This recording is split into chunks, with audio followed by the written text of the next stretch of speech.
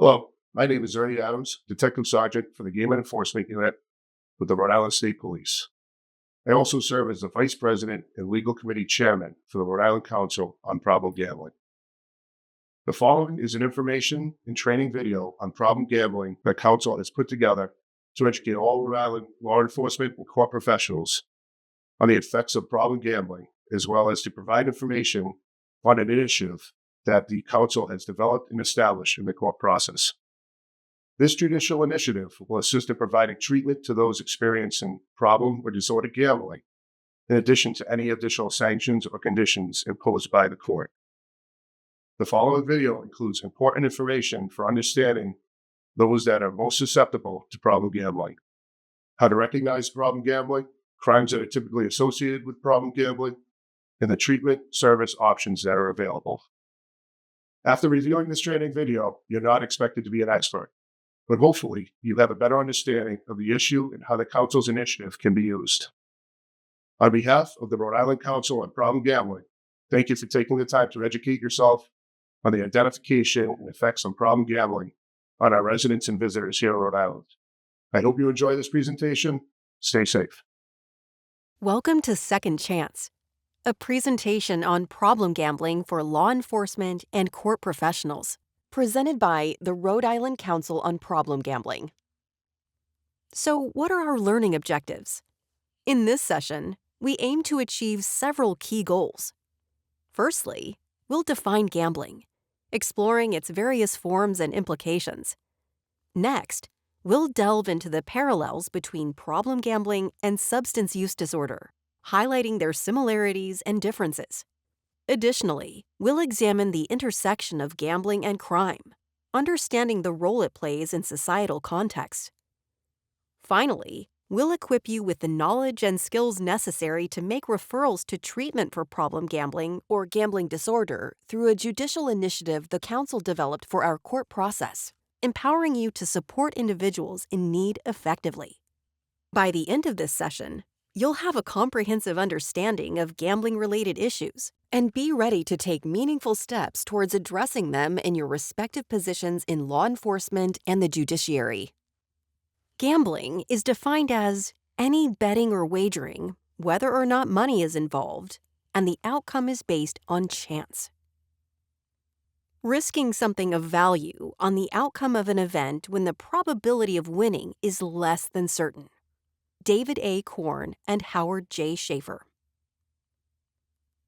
Common types of gambling: casino table games, slot machines, scratch tickets, card games, lotteries, dice games, wagering, sports betting, bingo, roulette, and now online or iGaming.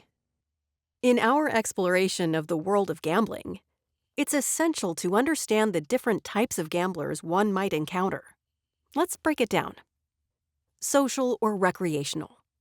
Engages in gambling as a form of entertainment. Problem gambler. Invests more time and money into gambling than what others would consider reasonable. Compulsive. Has experienced at least one financial bailout due to gambling. Shows signs such as maxing out credit cards or taking loans for gambling. Rationalizes gambling behavior or blames others for stress. The size of wagers tends to increase over time. May resort to taking money from family savings, like a 401k plan. Over 95% of the population can gamble responsibly without negative consequences. Over 80% of Americans gamble every year, and between 3 to 5% of Americans, 3 to 5 out of every 100, have a gambling problem. The average problem gambler is white male, ages of 30 to 35, history of a big win. 2 million U.S. adults, or 1% of the population, meet criteria for severe gambling problems yearly. An additional 4 to 6 million, or 2 to 3% of the population, have mild to moderate gambling problems. The National Council on Problem Gambling estimates that over 17,000 individuals in Rhode Island are affected. a number expected to rise as mobile sports betting and mobile app gaming grows in popularity. Gambling and criminal activity. 3 to 5% of gamblers are disordered, and about half of them are prone to committing crimes. Crimes are often driven by the need to obtain money for gambling or to settle gambling debts. Common crimes linked to disordered gambling: fraud, forgery, embezzlement, larceny, shoplifting, burglary, and petty theft. Money laundering, making book, cheating, theft, assault, domestic violence, armed robbery, bad checks, credit card fraud, and more. Disordered gamblers are arrested 7 times more frequently than non-disordered gamblers. Increased severity of disordered gambling correlates with higher rates of criminal activity. Reviewing gambling and crime rate statistics reveals over 2/3 of disordered gamblers commit crimes directly linked to gambling, with about 40% exclusively committing gambling-related crimes. 80 to 90% of Gamblers Anonymous attendees admit to illegal acts to fund their gambling. 63% of Gamblers Anonymous members have written bad checks, and around 30% have stolen from their workplace. Nearly 70% of severely problematic gamblers engage in illegal gambling-related acts, compared to about 26% with moderate severity. A study of Gamblers Anonymous members found 57% had stolen to finance gambling, resulting in a total theft impact of $30 million. Substance abuse. Due to the similarities between substance dependence and disordered gambling has been referred to as a behavioral addiction without the drug. In a study of gambling urges and cocaine cravings, the same brain responses were noted when individuals addicted to cocaine were shown drug videotapes, and when individuals addicted to gambling were shown gambling videos. In addition, many of the psychosocial treatments used for disordered gambling were adapted from the substance abuse treatment field.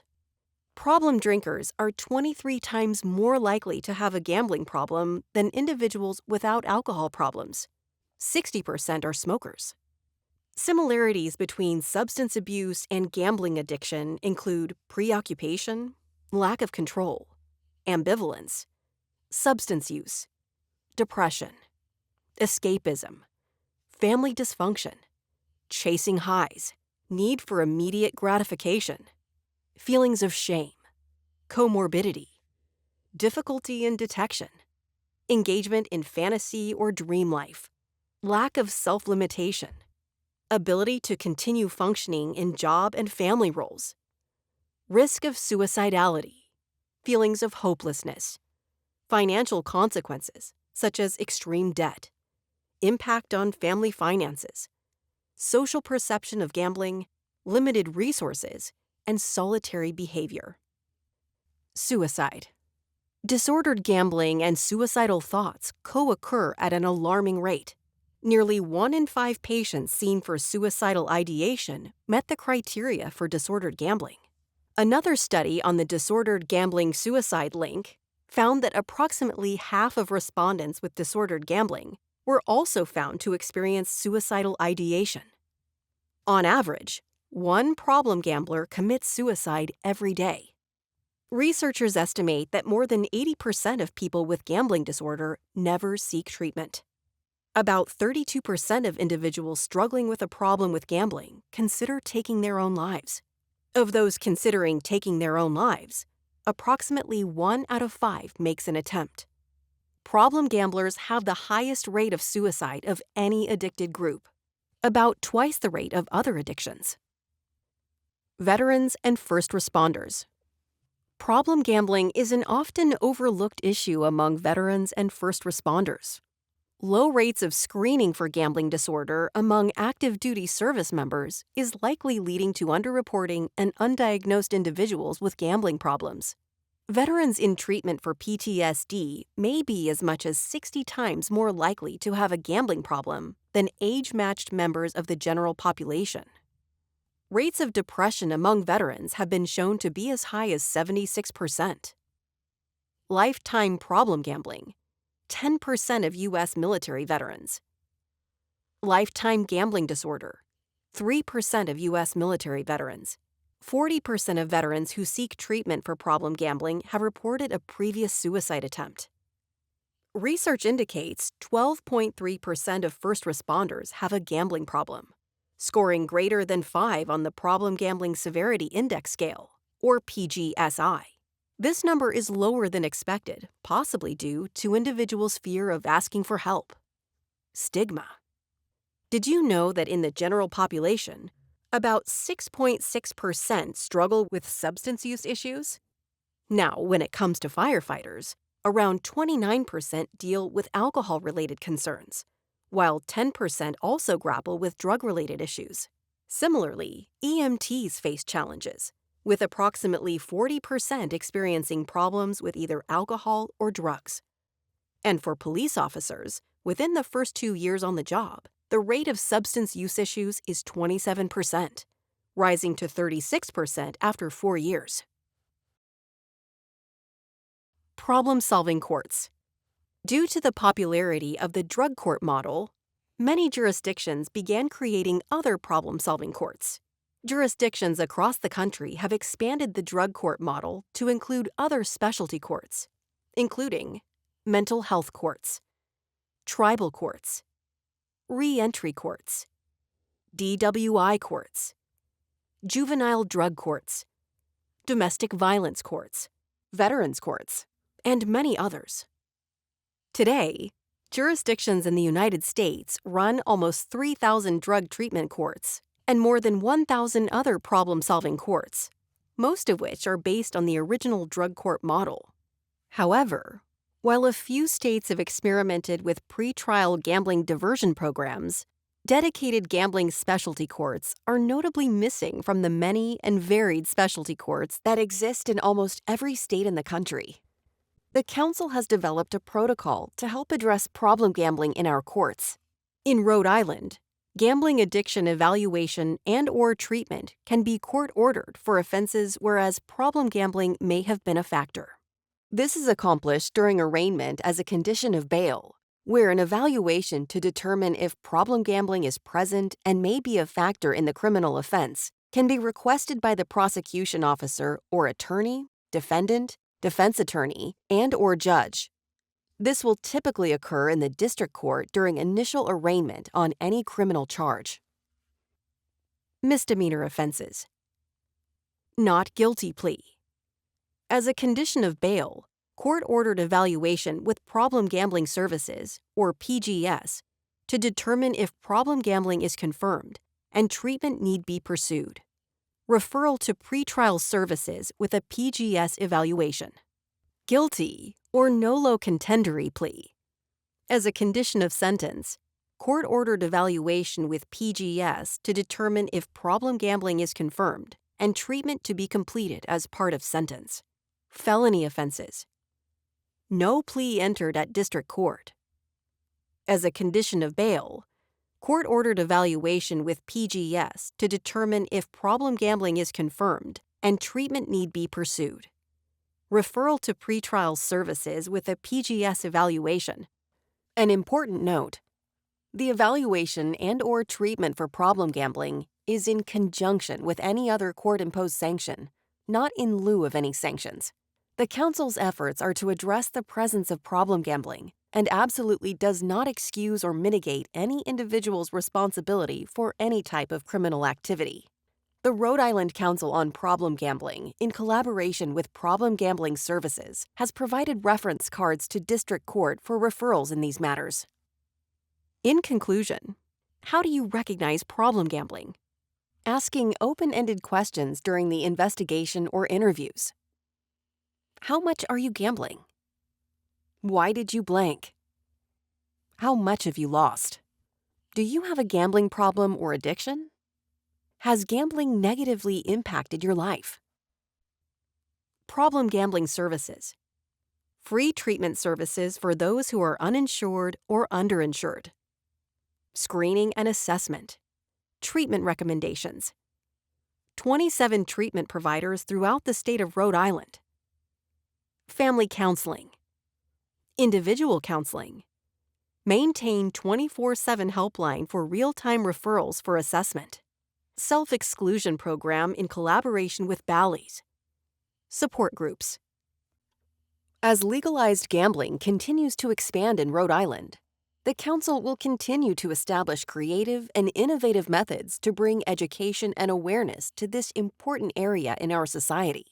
Rhode Island now has legalized traditional lottery games, Powerball, Mega Millions, scratch tickets, daily numbers, and Keno. Full-scale land-based casino gambling with tables and slots or video lottery terminals, sports wagering, both in-person and online sportsbooks, and most recently iGaming, which puts the casino in the palm of one's hand. As the gambling industry expands and evolves, it is important to stay current with trends and understand how gambling can impact both broadly our entire communities as well as individuals alike. The Rhode Island Council on Problem Gambling will remain steadfast in its mission to providing problem gambling education and awareness to the citizens and visitors of our great state. Thank you for taking the time to watch this presentation. The Council appreciates your efforts. Well, please reach out if you have any questions or concerns. Thank you.